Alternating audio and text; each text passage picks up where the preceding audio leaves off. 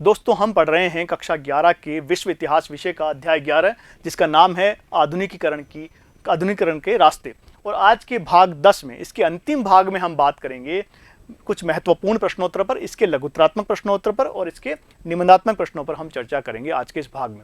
दोस्तों, इन प्रश्नों के बारे में आपको फिर मैं बता दूं कि ये जो प्रश्न होते हैं, लघुत्रात्मक प्रश्न और निबंधात्मक जो प्रश्न होते हैं, ये दोनों ही जो प्रश्न होते हैं ये समझ पर आधारित होते हैं। यहाँ हम केवल आपको कुछ मॉडल आंसर यानी कि कुछ उत्तर प्रस्तुत करते हैं, जो कुछ ऐसे बिंदु आपको यहाँ लिखे जाते हैं जो आपको अपने उत्तर में शामिल करने हैं। आपकी भाषा जो होती है, लेखन जो शैली होती है उत्तर लिखने की, अपनी हो सकती है, लेकिन यहाँ हम जो बिंदु लिखवाते हैं वो आपको अपने उत्तर में शामिल अवश्य करने होते हैं। आप चाहे उत्तर पैराग्राफ वाइज लिख सकते हैं, चाहे बिंदुवार लिख सकते हैं, कैसे भी अपना उत्तर आप लिखें, लेकिन ये बिंदु अवश्य आप उसमें शामिल करें। तो आइए शुरू करते हैं। सबसे पहले हम देखते हैं लघुत्रात्मक प्रश्नों को, और पहला प्रश्न है, ताइवान के आधुनिक इतिहास पर संक्षिप्त लेख लिखिए। ताइवान का जो आधुनिक इतिहास था उस पर लेख लिखना है। देखते हैं, ताइवान के आधुनिक इतिहास पर संक्षिप्त लिखिए। ताइवान आपको पता है, ताइवान जो है एक जमाने में चीन का हिस्सा हुआ करता था, और किस प्रकार वो चीन से अलग हुआ ये पूरी कहानी हमने पढ़ी थी। तो देखते हैं, गणतंत्र की स्थापना यहाँ पर किसने की? चियांग काई शेक ने यहाँ गणतंत्र की स्थापना की थी 1949 ईस्वी में। और इसकी थोड़ी जो पृष्ठभूमि है वो इस तरीके की है कि 1894-95 के आसपास यहाँ पर युद्ध के द्वारा जापान ने इस पर अधिकार कर लिया था, लेकिन बाद में 1943 की कायरो घोषणा और 1949 की जो पोट्सडेम की जो घोषणा थी उसके माध्यम से चीन का प्रभुसत्ता यहाँ पर वापस स्थापित हो गई थी। लेकिन 1949 में जब यहाँ साम्यवादी दल की स्थापना हुई चीन में, तो उसके बाद जो चियांग काई शेक थे वो भाग कर कहाँ चले गए? वो चले गए वहाँ पर ताइवान चले गए, और उन्होंने वहाँ एक अलग तरह की सरकार की स्थापना वहाँ पर की। तो 1949 की प्रदर्शन, इसके बाद 1949 में वहाँ प्रदर्शन हुए कई, तो चियांग काई शेक ने यहाँ ताइवान में इन प्रदर्शनों को, कुओमिंतांग की जो पार्टी थी उन्होंने दमन सरकार की स्थापना की, और यहाँ की जो आबादी थी, स्थानीय आबादी, उसको वहाँ से बेदखल कर दिया और अर्थव्यवस्था का आधुनिकीकरण किया था। ताइवान में लोकतंत्र की स्थापना के बाद में जब चियांग काई शेक की मृत्यु हो जाती है, तो उसके बाद चाहे यहाँ ताइवान के अंदर लोकतंत्र की स्थापना होती है, और 1987 ईस्वी में यहाँ फौजी कानूनों का समाप्त कर दिया जाता है और विदेशी संबंधों की स्थापना होती है।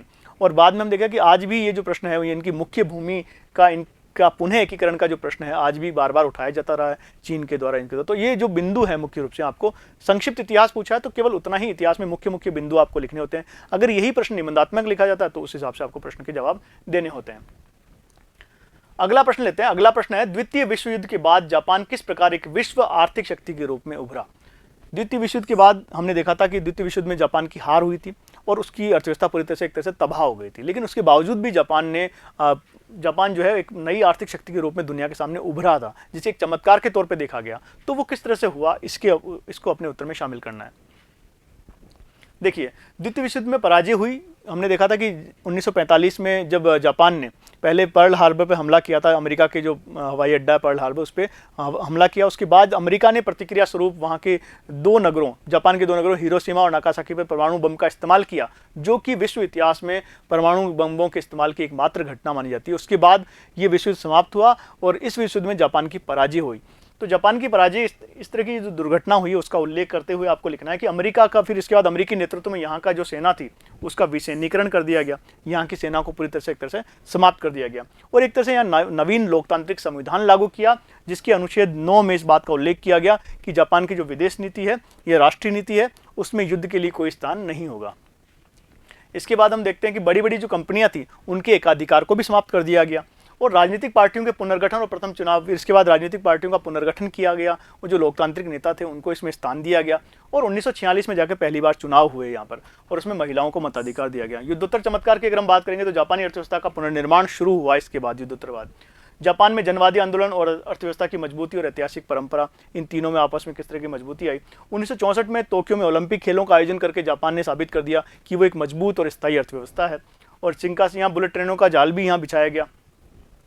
इसके बाद देखिए 1960 का जो दशक था उसमें नागरिक समाज आंदोलन, यहाँ पर कई तरह के नागरिक समाज आंदोलन हुए, विशेषकर जो औद्योगिकरण में की वजह से जो प्रदूषण की समस्या आ गई थी उसको लेकर यहाँ पर 1960 के दशक में कई आंदोलन हुए थे। इसके अलावा 1990 में जापान ने किस प्रकार इन पर्यावरणीय कानूनों का निर्माण किया, पर्यावरण पर नियंत्रण, पर्यावरण को शुद्ध करने के लिए, औद्योगिक प्रदूषण को रोकने के लिए उसने 1990 में कई तरह के कानून बनाए थे। तो इस प्रकार से एक नए जो जापान था उसने द्वितीय विश्व युद्ध के बाद किस तरह से अपनी अर्थव्यवस्था को दोबारा खड़ा किया, ये कहानी आपको लिखनी है। तीसरा प्रश्न देखते हैं, 1949 ईस्वी से 1965 के बीच चीन में नए जनवाद की स्थापना प्रकाश डालिए। 49 से लेकर 65 के बीच चीन में नए जनवाद की स्थापना होती है। हम देखते हैं कि जब साम्यवादी दल की स्थापना हो जाती है 1949 में, और वहाँ उसके बाद किस तरह के परिवर्तन आए उसको अपने उत्तर में आपको यहाँ पर शामिल करना है। हम देखते हैं नए जनवाद की स्थापना 1949 से लेकर 1965 के बीच हुई थी, ये एक तरह से कालखंड है इसका। इसके बाद 1949 ईस्वी में पीपुल्स रिपब्लिक ऑफ चाइना सरकार की स्थापना होती है। पीपुल्स रिपब्लिक ऑफ चाइना 1949 में उसकी स्थापना होती है।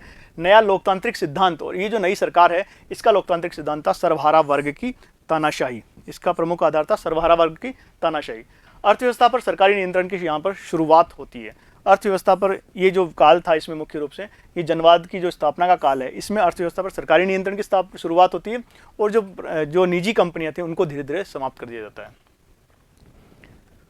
1953 ईस्वी में समाजवादी बदलाव के कार्यक्रम की घोषणा, इसी दौरान 1953 में समाजवादी कार्यक्रम की बदलाव की घोषणा की जाती है। 1958 की बात करें तो लंबी छलांग वाला एक आंदोलन शुरू होता है। औद्योगिकरण की बातें, पीपुल्स कम्युन्स की स्थापना होती है। समाजवादी व्यक्ति की बात इसी दौर में की जाती है। विभिन्न छात्रों, महिला और किसान संगठनों की स्थापना भी इसी दौर में होती है।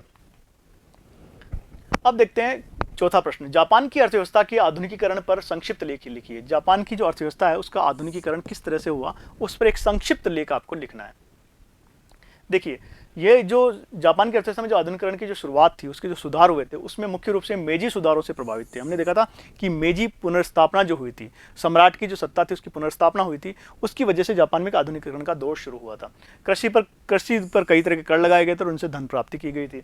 प्रथम रेल लाइनों की स्थापना भी इसी दौर में हुई थी, 1870 से 72 के बीच।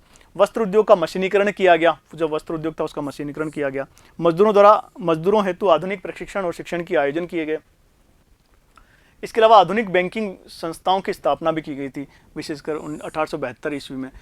और जहाजरानी उद्योग का बढ़ावा दिया गया, क्योंकि जापान जो था अपने आप में एक द्वीपीय देश है, इसी वजह से वहाँ जहाजरानी उद्योग महत्वपूर्ण था, उसकी स्थापना की गई, उसको बढ़ावा दिया गया। जनसंख्या वृद्धि और प्रवास की नीति, क्योंकि जनसंख्या औद्योगिकरण के चलते जापान की जनसंख्या काफ़ी बढ़ गई थी, तो इसी वजह से उसका नई प्रवास नीति उसने लागू की, और कई जो दूसरे द्वीप थे और जो दूसरे अपने उपनिवेश थे वहाँ पर उसने अपनी जनसंख्या को स्थापित करने का प्रयास किया। शहरों का विकास हुआ। 1925 से 35 के बीच में शहरों की जनसंख्या कितनी तेज़ी से बढ़ी, ये एक उदाहरण है। 25 में जहाँ पर 21% शहरी जनसंख्या थी, वो बढ़कर 1935 में 32% हो गई। अब देखते हैं इसके निबंधात्मक प्रश्नों को। निबंधात्मक प्रश्नों में प्रश्न है, चीन तथा जापान ने आधुनिकीकरण के लिए जो मार्ग अपनाए उनकी समीक्षा कीजिए। चीन ने किस प्रकार से आधुनिकीकरण के जो मार्ग अपनाए उनकी समीक्षा कीजिए। तो यहाँ चीन और जापान ने जो अलग अलग मार्ग अपनाए थे उनकी एक समीक्षा आपको करनी है। निबंधात्मक प्रश्न है, उस हिसाब से आपको लिखना होता है, लेकिन हमने यहाँ पर आपको केवल मुख्य मुख्य बिंदु दिए, उन्हें विस्तार आपको देना होता है, किन किन बिंदुओं को आपको शामिल यहाँ पर करना होता है। अगर हम बात करें तो पहली लाइन ही आपको लिखनी होगी कि जापान और चीन ने दो अलग अलग मार्गों को अपनाया था जो एक दूसरे से विपरीत थे और जो उनकी परिस्थितियों के हिसाब से बिल्कुल शायद सही थे। अब बात करें जापान ने किस तरह का मार्ग अपनाया। हम देखते हैं कि जापान जो है वो औपनिवेशिक साम्राज्यवाद से मुक्त था। यहाँ पर किसी भी देश का औपनिवेशिक साम्राज्य स्थापित नहीं हुआ था, तो एक तरह से औपनिवेशिक साम्राज्यवाद से पूरी तरह से वो मुक्त था और परंपराओं के साथ आधुनिकता का तालमेल उसने बैठाने का हमेशा प्रयास किया था। उसने न केवल अपनी परंपराओं को जारी रखा बल्कि आधुनिकता का रास्ता भी उसने तय किया था। दोनों में एक बीच तालमेल और एक मध्यम मार्ग का इस्तेमाल उसने किया था। इसके अलावा एक दौर जापान में वो भी आया था जब वहाँ पर उग्र राष्ट्रवाद की स्थापना हो गई थी और लोकतंत्र का पतन हो गया था, क्योंकि हमने देखा था कि जो मेजी पुनर्स्थापना हुई थी उसके बाद सेना का महत्व अत्यधिक बढ़ गया था। इसकी वजह से वो जो उग्र राष्ट्रवाद था वो शुरू हुआ। औपनिवेशिक साम्राज्यवाद की राह पकड़ी थी जापान ने किस तरह से, और द्वितीय विश्व युद्ध के बाद उसकी जब पराजय हो गई तो वो राह उसने तब जाके उसने छोड़ी थी। इसके अलावा आधुनिकीकरण के जो विकल्प उसने अपनाए, पश्चिम और परंपरा के बीच का रास्ता उसने अपनाने का प्रयास किया था। अब इसके अलावा राजनीतिक और सामाजिक संस्थाओं में सुधार जापान ने किए और मध्यम मार्ग अपनाया। उनमें राजनीतिक संस्थाओं का आधुनिकीकरण भी किया और अपनी परंपराओं का भी उसने ध्यान रखा। फिर हम आपको अपने उत्तर में शामिल करना, चीन के जो आधुनिकीकरण का जो रास्ता था उसकी क्या विशेषता थी, चीन किस तरह से उस रास्ते से गुजरा, उसके बारे में लिखना। समृद्ध ऐतिहासिक धरोहर जो थी, चीन के पास क्या थी, एक समृद्ध ऐतिहासिक धरोहर थी, यानी चीन का एक लंबा इतिहास था, समृद्ध इतिहास था उसके पास। लेकिन उसके बावजूद भी चीन की कुछ अपनी छींग जो राजवंश था उस काल में आकर चीन की जो अपनी कमजोरियां थी उसकी वजह से वहाँ पर औपनिवेशिक साम्राज्य स्थापित होता है, उसकी सत्ता समाप्त हो जाती है और वहाँ पर विदेशी शासन की स्थापना हो जाती है। विशेषकर पश्चिमी देशों की सत्ता स्थापित होती है और जापान की सत्ता वहाँ पर स्थापित हो जाती है। उसको अपने उत्तर में आपको शामिल करना है। साम्राज्यवाद से प्रभावित रहा था और साम्राज्यवाद भी जापानी साम्राज्यवाद और पश्चिमी देशों का साम्राज्यवाद। चीन का जो आधुनिकीकरण शुरू हुआ था 19वीं और 20वीं सदी में, इसका आधुनिकीकरण शुरुआत हुआ था और इसने अपनी कुछ ऐसी शुरुआत जब हुई तो इसने परंपराओं को ठुकराना एवं राष्ट्रीय एकता के नए विकल्पों की तलाश करना शुरू किया था। विशेषकर कम्युनिस्ट पार्टी जो थी यहाँ की, उसने इस पूरे इतिहास में महत्वपूर्ण भूमिका निभाई है। साम्यवादी क्रांति यहाँ पर होती है और दमनकारी राजनीतिक व्यवस्था 1921 में जो साम्यवादी क्रांति हुई उसके बाद दमनकारी राजनीतिक व्यवस्था की स्थापना होती है यहाँ पर, और किस प्रकार दो विभिन्न अलग अलग तरह की शक्तियों के बीच में टकराव होते हैं, उनकी वजह से चीन का पूरा जो इतिहास है, आर्थिक विकास है, वो प्रभावित होता है नई आर्थिक महाशक्ति के रूप में। और अंत में हम देखेंगे किस प्रकार नई आर्थिक शक्ति के रूप में चीन का उदय होता है। तो इस प्रकार दोस्तों ये जो अंतिम हमने निबंधात्मक प्रश्न आपके लिए लिया है, इसमें एक तरह से क्या है कि जो पूरे पाठ का सार आपको यहाँ पर उड़ेलना है, उस हिसाब से आपको लिखना है। लेकिन यहाँ आपने केवल आपको महत्वपूर्ण बिंदु दिए हैं कि किस तरह से आप वो प्रश्न का जवाब आप दे सकते हैं, उन्हीं बिंदुओं को तो कम से कम आपको अपने उत्तर में शामिल करना होता है।